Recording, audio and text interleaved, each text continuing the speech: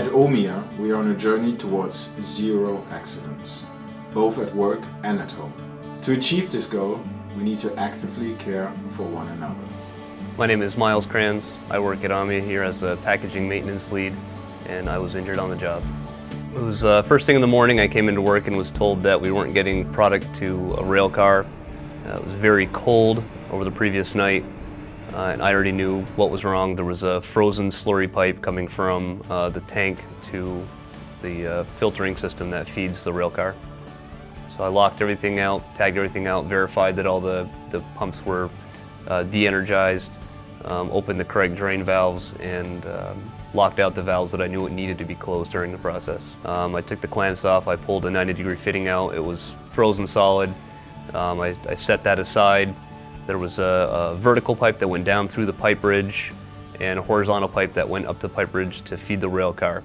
Both sides were frozen.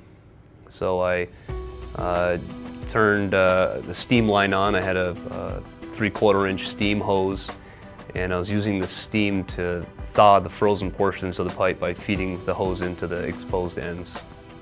My best guess is that I created a pocket of pressurized steam. I felt and heard rushing air, and I knew behind the air was slurry product. I knew something bad was about to happen, and I got up and tried to turn away from what I knew was about to happen.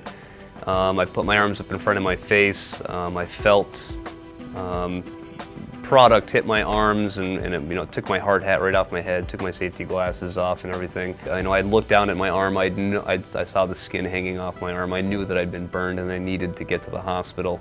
30% of my arms were subject to second-degree burns. This was hard on my family. I have 3 small kids and a wife, and it's a lot of responsibility. There's a lot of work to be done. It takes both of us to keep the household running. I do things differently now than I did before. I definitely take a few more minutes to look at what the possible risks really are, even outside of the box. I look at situations where in the past I would say the odds of that happening are so minimal that we're not going to worry about it, and now that's not the case. I do whatever I can to make sure that we're covering every base that we have to make sure that we don't end up in this situation again. My name's Heath Carty. I was injured working on a job for OMIA 10 years ago. We had a power outage, and a co-worker and I were called in to get some of the equipment back up and running when the power was turned back on.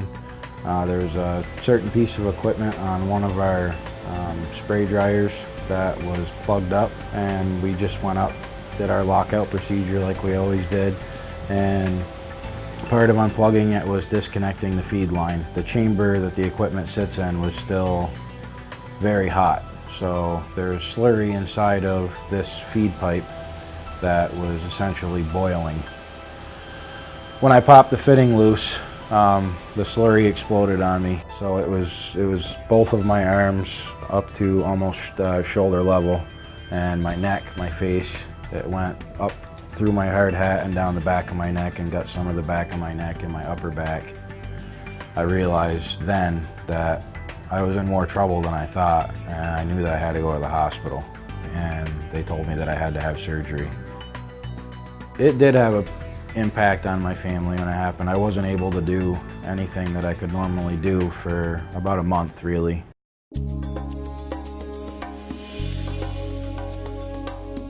OMIA's 6 Seconds to Safety program has been around since well before I worked here, and it does hold a lot of value. It really does help make jobs go more smoothly and safely. It makes you take 6 seconds to just stand back for a minute and take a look at your surroundings, make sure you're safe. I do things differently now than I did before. I definitely take a few more minutes to look at what the possible risks really are, even outside of the box. If an emergency was to occur, then you have a plan of action.